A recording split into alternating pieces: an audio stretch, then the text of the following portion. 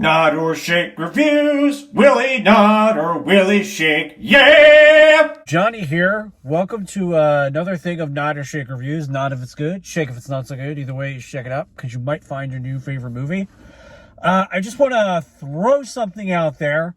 So I don't know why I do. Well, I think we all do this. After I review a movie, just out of interest, I'm typically like, I wonder what other people thought about this movie. I wonder how on the mark I am with my review compared to others.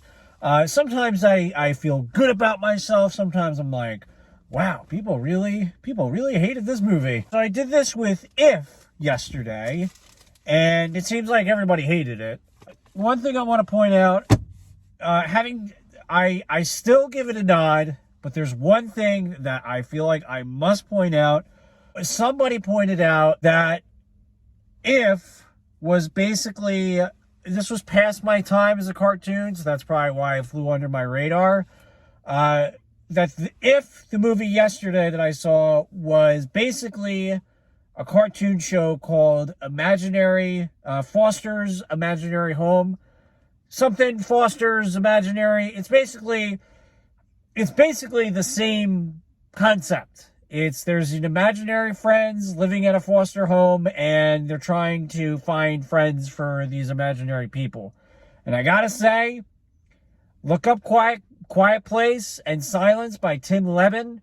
Someone's got to look into John Krasinski, and because this dude is straight up just taking other ideas and just doing it his own.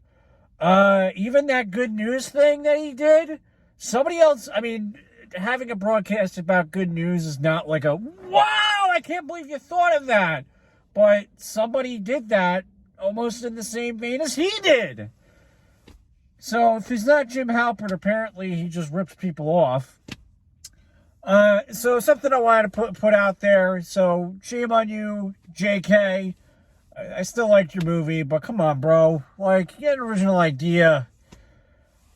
Speaking of original ideas, the movie that we're reviewing today is The Strangers, Chapter 1.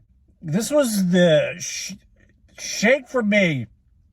This whole thing is confounding to me. I am confused at this angle. I am just so, I don't know if it's completely genius or people who are making movies just genuinely have no idea what they're doing anymore. So frankly, I kind of missed The Strangers Train. I didn't see it when it came out. I saw it in pieces when it was on TV. I got the general gist of it. I know what it's about. And I know basically the movie without really seeing it.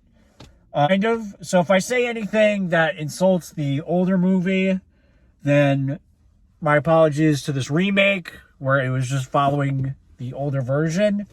But first off, it seems, so they're doing it in 3 parts. It was announced that they're doing 3 chapters, which I'm like, why?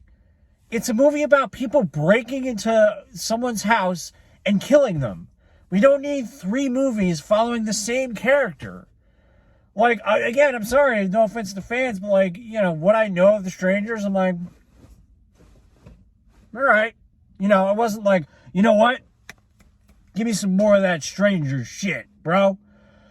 And they added things in this remake that I feel like took away the scariness of the home invasion.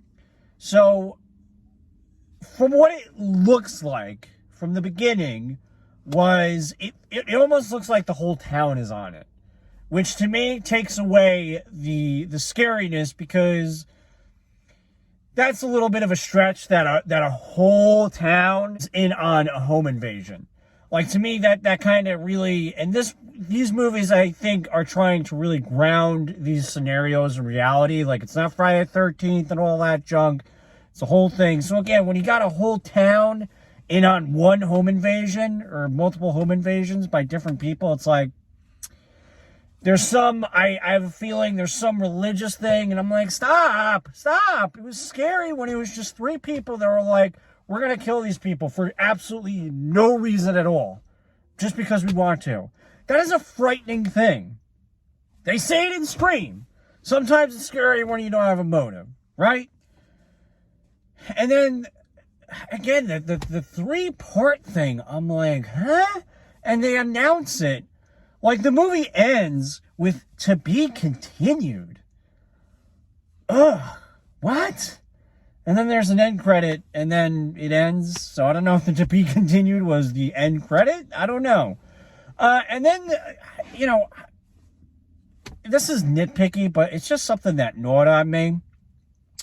Few things that really kind of creep me out about the original Strangers is these people are killing, and they're wearing the most almost contrasting clothes to somebody being murdered.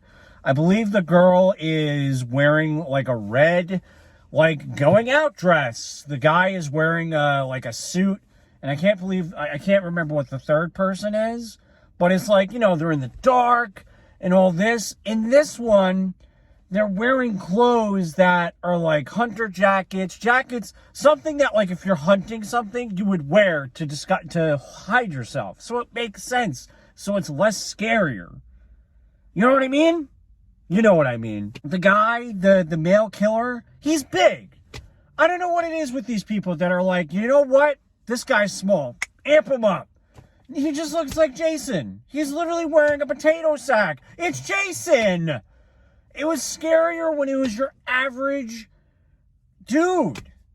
I mean, yeah, it's scary to have a hulking dude come at you with an axe, but, how could you, like, I don't understand how people go like, wow, this movie was so successful, doing this and that, and they take all the wrong notes.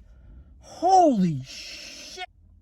So, yeah, it's a shame for me, and this whole idea is confounding to me. It's kind of like when they remade Psycho, because it's very, again, from the parts I've seen, just little things they change up, and I'm like, I don't know why you did that. That's silly. It's silly things, but it's basically the same exact movie.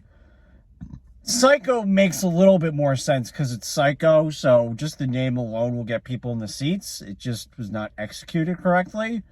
But this, I'm just like, I don't know, man. Strangers? Remaking The Strangers?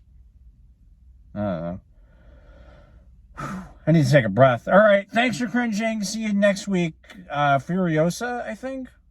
Another intellectual property. All right, bye. Thanks for cringing.